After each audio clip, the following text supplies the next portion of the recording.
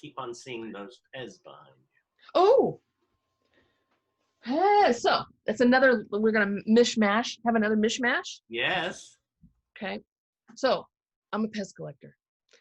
And Pez are these things. Remember these. Oh, I love that part. That's for you, honey. Oh, right. Big heart for being. So, Pez dispensers. They put the candy in it and open it up. I sort of like the candy. But I've had my moments of really liking it. Right. Raspberry is my favorite. So what I learned is that you could then get your Pez signed. So while I was in Industrial Light and Magic, I get a call from someone in the model shop that Anthony Daniels, who played C-3PO, was in the model shop. So I had him. Oh. If I can see it. Sorry. I'll have to send you the picture to put on there. But I could. There it is. Yeah, there it is. So that's me meeting Anthony Daniels, and he says, I just was at a convention, and a gentleman asked me to sign one of these. He has a whole museum of these things. I mean, who would want a whole museum of these things? In which I responded, "Oh, you met Gary?" And he just went, and he signed it. So Anthony Daniels, May the Force be with you, is on. He signed both sides of that. Oh, how wonderful! And then over the years, like my producer friend got James Earl Jones for me. Oops. James Earl Jones signed this one. Yeah. We have Peter Mayhew who signed Chewbacca. Yeah. There's just so many other ones. I mean, I had a model maker, Nelson Hall, sign because he played a stormtrooper, one of them. So I had him sign one of those.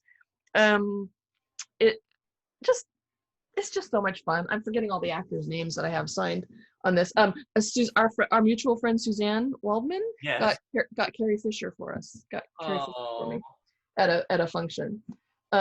So yeah, these are all my signed Pez. So that's just so fun. Don Bees used to run R2D2, so I got him to sign an R2D2 for me. And the big one is Frank Oz.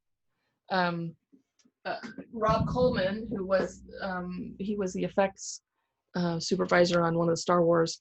He was on a plane, so there's a picture. He took a picture of Frank holding. I don't have it with me at the moment. He's holding the Yoda Pez, and he looks very serious. And Rob's like, "Frank, you can smile," and he goes, "No, Pez is very serious business." But in the background is the picture is the producer of Star Wars, whose name I'm forgetting, and James Earl Jones. Oh my God. Which is so much fun. Don't you love just having like that 6 degrees of separation going on? I know, or 6 feet. Right now it's 6 feet. Oh my God. So it's fun, but there is another collector, Brian Jakowski. He's in Chicago, and he has like everybody who's ever been with a Star Wars has it signed. Oh, I also have George Lucas. I am the only one who has a George Lucas signed Pez, and he was signing posters because he doesn't sign anything, and he was signing posters. And I wasn't there that day again because I'm freelance. Paul Hill sent one of our cutest PAs. She's such a sweetheart, Erin, to go ask if he would sign it, and he signed it, and that's Paul giving it to me. As you can see my. Oh my God! You're so look at your face. That's great. And then on another side story, Paul Hill married me and my husband. He was the minister. Oh. Yeah. I tell you, it's all those connections. Yeah. And now that is only a thimbleful of your collection. I have about over 2,000. I haven't counted recently. This is several years ago. I had over 2,000 things. My dear friend David Zimmerman gifted me a. Oh, how are you? He's in good hands. Oh, I know he is. And I 2 years ago started a podcast. So it's called the Pez Collection Podcast, and my co-host Justin and I interview Pez collectors. We've had over 100 episodes. So you never know where your acting is gonna take you, right? So to start your own podcast, I was a little nervous and excited. He had written on a Facebook page, is there a podcast on Pez? And I wrote to him and I said, no, you want to start one? I didn't know him. You want to talk about a big heart? You would love him. He is the sweetest man. He lives in Utah. We have never met, all done over Zoom. Right. We're hoping, do you know they have conventions for Pez? I believe it. Yep. I've been to the Ohio one, and there's one in Michigan, and there used to be one in California. I was thinking of like restarting that, but I'm not quite up for that. So hopefully we're going to meet at a convention one day. So it's Pez, you can get the Pez Collection podcast at your favorite, podcast listening, or at thepezcollection.com. And it's just a lot, it's a lot of fun. Well, it's interesting that, is that, by the way, is that still going? You're still doing that? Yeah, we're still doing it. Yeah. Is it what, weekly? Weekly. Occasionally, I don't put one out when I'm not feeling up to editing it. But see, this is the other skills of it. I edit. I would consider myself the producer on it. Justin gets all the talent. I call him the talent director. So he gets all the interviews. Right. And he schedules all those up. He asks great questions. If you want to hear someone who asks great questions, besides Mr. Zimmerman here, is Justin Hansen. There's just heart in his answer questions. We just in our 100th episode, we did a what's it called? Where you ask trivia. Did a trivia thing. And so we brought on 12 people who had been interviewed at some point, and did a trivia. And Justin came up with all the questions, and it was just so much fun. Wow. Yeah. I love it. So, and oh yeah. I was gonna say, when you talk about family, Pez is a family. The people in the Pez community are so loving and kind and help each other out. We send Pez to people. They're creative. So, find family where you can and hang on to them. Yeah. Well, it's so interesting that you say, and you give the Pez to different family members. And one of the newer family members of the quote, the Meet the Biz, came to visit was Chris Van Etten, who was an amazing actor, and he came to visit, and he's a true hero too. He was, I believe, in Afghanistan. Oh. And when he's so into, his hero is Darth Vader. So when he came, I showed him my little Darth Vader. Nice. Did you ever see this one? Yes. Yes. And his arm used to go up and down, but it doesn't anymore. But it does light up. I remember you showing that to me. Oh my God. Yeah. Well, I gave him my little Darth Vader Pez when he was so perfect. So it reminded me, like you say, give a Pez to a family member. And and also say, like, I do this fun stuff, but my other career, when I learned the self-defense work, is that has moved on, that I help people through trauma. Like, that's my day job. And it is amazing how many people become therapists have been in acting, who have done, it's like there's something about the heart and the love and the care that there's something about the inherent humanness of acting. Right. That when you can come into, like, when I was talking about the yes and, how our nervous systems work is not black and white. It's not yes and no. It's yes and. It's this and this and this, right? And when we can learn to use that, we have full expression of our bodies. We have full expression of our emotions. It's this and this. It's like when you talked about Christina, like Christina can get into those emotions, like there might be happiness, but what's underneath that? Is it grief? It's like, yes, and what? It's not just one note. How do we get under that? And as a counselor, helping people through trauma, through the body mostly, is I'm looking for what, yes, and, okay, they're expressing this, but what's underneath that? And where may that have come from in the past? As actors coming up with backstories for their characters, it's like, what else affected that and what affected the now? What's happening now? But what's affected that? What's done that in the past, you know? So it's just kind of interesting to see what kind of depth you can create. But as a counselor, I'm looking for what the depth is there and what may not be expressed. And what can I pull out of somebody to help their healing? You know, I've been doing that for 20 years now. But I consider that, like my good friend Twig Wheeler, who's also a somatic experiencing practitioner, he also comes from theater and doing street art. And how he helps practitioners is through improv and getting them to loosen up, to disinhibit, to be able to track people. Like when I'm tracking somebody, I'm looking for that minutia in their movement, in their head. Like right now, your head's kind of doing this. That might be your place that you go when you're listening intently. Not that you have to change it or do anything about it. It's just something I'm taking in, this information. And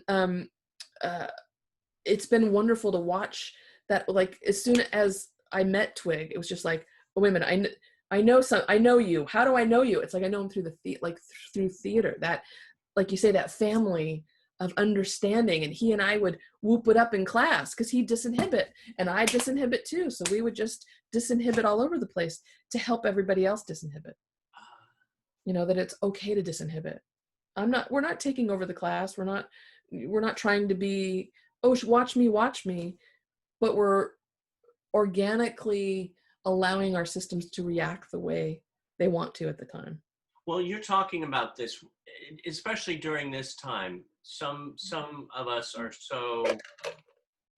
we're stressed, we're anxious, we're going through all that. What is something to do for us, the students, whoever's watching, to center yourself? What do you do? The biggest gift and technique that I've learned, and I learned it from my teacher, Steve Hoskinson, is orientation and being in the here and now. And how we do that is by letting our eyes, and I'll invite you, David, to do this, let your eyes go where they want to go in the room. So I'm not directing you to look at anything. I want you to see if you can find what your eyes like to look at. Is there a shape? Is there a color? Is there an item? There's something. See, now he just got something. He even got a nice breath. Yeah. Sorry, I'm gonna work with you as I'm doing it too. and what do your eyes like to see? What do they look at? He hasn't landed on something quite yet, but his system is settling to do so. What's that? You got something? Yeah, I keep on going back to this. Yeah. This is on. I have all my pictures on my wall, and I could show you. And it made me smile. It makes me smile, and it makes me. Oh. Yeah. He made me laugh so much, and he's always like looking through. Oh, you're doing okay. So as you remember that, you say it makes you feel happy. Yeah. How do you know you feel happy on the inside? Is there a sensation that makes you feel happy? There is. And what is it? You know what? Sometimes can I say pain-free? Pain-free. Pain-free. And the thing is with him is I looked at this picture and I felt that pain-free. I kept on wanting him he's like mesmerizing his eyes. I went to different things. I saw my teddy bears, but I kept on wanting to come back to him, like he's in a way watching over me. And of course I knew that he was a little wacky in a wonderful way. Yeah. That's what I've heard. So I do go there a little toward the end. I sort of went, oh, but that's okay. It's the joy that he brought me throughout my life. Exactly. Right. And so what we're taking there is like, as you let your eyes go where they want, you find something. And like, I'm really like this quilt I have up on my wall here. Right. And it makes, I feel, and feelings are different from sensation. So you felt happy. And then I was asking you, what's the sensation of happy? Like, how do you know you're happy? And so this one, my eyes brighten. I want to widen. I feel my cheeks want to get warm and big. And then a breath comes. And I come in, and now I can come back out. I'm in the here and now. Like you went into story into the there and then, but then we brought you back to the here and now of the happiness he brings you. Well, it's interesting, two things. The pain-free and the breath. The pain-free was interesting because sometimes I have pain here or here, or we all have certain pains as we go through life. Yeah. But I truthfully forgot about that while I was doing it. Yes. I mean, I'm looking now and my focus is here, not here. Yes. So that was the pain-free. The breath was, I looked up at a picture of a friend of mine who's no longer with me. Yeah. And it was sort of a sadness, but a letting go. Yes. And right now I went to letting go and felt it more of the sadness. Yeah. And I'm asking everybody if you can notice in David's, his expression kind of changed. You can see the sadness behind the letting go, because there's also great love there. Right? Yeah, and I can see you're feeling it. You'll make me cry. See, David can make me cry like that. I can. Well, it's interesting how I have these different emotions. But now let's let this settle. The part is not to run away from it. Okay. But to actually take from it what you want, which is the letting go, which is the love, and how your body responds to that. How does your body enjoy that? What's the nourishment you're taking in from that moment of looking at your friend? Right? Wow. I just laughed that I'm going through this, but it's a wonderful thing in the sense that when I took a breath, closed my eyes and let it go, I felt it release. Yes. And I felt the happiness of that memory that we had together, that time that we had together. And it took me back to a good place again. Yeah. And what happens is our bodies remember that. And now you're coming back and you're socially engaging with me. Right. So, and that's what we want to do, is to be able to come back and then come back into social engagement. Which is so much a huge part of acting. Yes.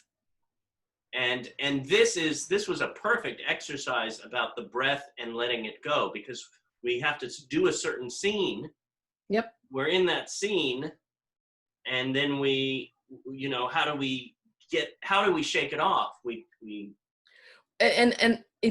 Shaking it off, in my terminology, it's more of letting it move through. It's like, because often we feel like we have to move on to the next thing so quickly. But what we're doing is on a nervous system level, we're doing the de-escalation. And when we allow ourselves to fully allow that time to de-escalate and settle, like just, like I hope Christina and Caleb, like afterwards, like took a moment for themselves because they got excited being on here. Yeah. And even I'll do this when I'm done, is I'm just going to take a moment to like settle. I'll let myself orient and let the energy of the excitement move through me so that my system doesn't have to hold on to any of that. And because then it's not going to know what to do. And sometimes it turns into pain. Sometimes it turns into, other things. But for me to metabolize it and go, God, that was a great talk. And I love David, and, just let myself be here for a moment. And then I can get on and do my next thing, go see my husband, eat dinner, we can do that. Right. And I think that's important for how we act. Like you see great actors, how they take their time with things. Robert De Niro, I think of him immediately, is just like how he can use the timing for what he needs to express, but he's also letting things move through to find the next thing, because you don't have to create it. The next thing will come if we allow ourselves to fully de-escalate. And then when it comes to trauma, people don't know how to do that. They immediately want to pop back up. Wow. They start to come down and it gets a little too scary, and then they pop back up. And then they come in and they pop up. And soon they're in this high level of living in this high level of activation that they think is normal. Right? But then if they do too much or something triggers them, there's big energies, because they haven't learned how to work with these energies to help them really de-escalate. Yeah. And it's nobody's fault. I like to think, well, a lot of people in different places in their trauma healing journeys. But that's what I help people with, is really learning how to fully de-escalate, and how we bring things together. We're weaving together those pieces that got torn apart in a trauma. And trauma is anything from, stubbing your toe to, a car accident to developmental, relationships. It can be any big T, little T's all over the place. Some people get into a little fender bender and their lives fall apart. Why is that? Other people are in airplane accidents and they're fine, right? Our nervous systems are each individual to yourself. Like yours is different from mine, and they all kind of work the same way, but where we are and how we process things is all different. I could talk about this forever. I love this work. Lovely. Thank you for that. I love how it's like we went from one thing about acting, growing up, knowing each other, to the other thing, and having Christina and Caleb here, and then we went back to the Pez. We went to Pez, and then love Pez, and then a healing. It was beautiful. Yeah. Yeah. What brings you joy? Friends. My husband. The animals. Watching animals always brings me joy. Pez. That might have been up top there. Pez. I love the hunt for Pez. Mm-hmm. I love mystery. I love figuring things out. I love working hard I love working hard with others. Like I was saying, missing that piece where everybody works together really well. That brings me so much joy. Watching art, people be art, good music. Lots of things bring me joy. Yeah, thank you for asking. What brings you joy, honey? At this moment? Sure. You. Thank you.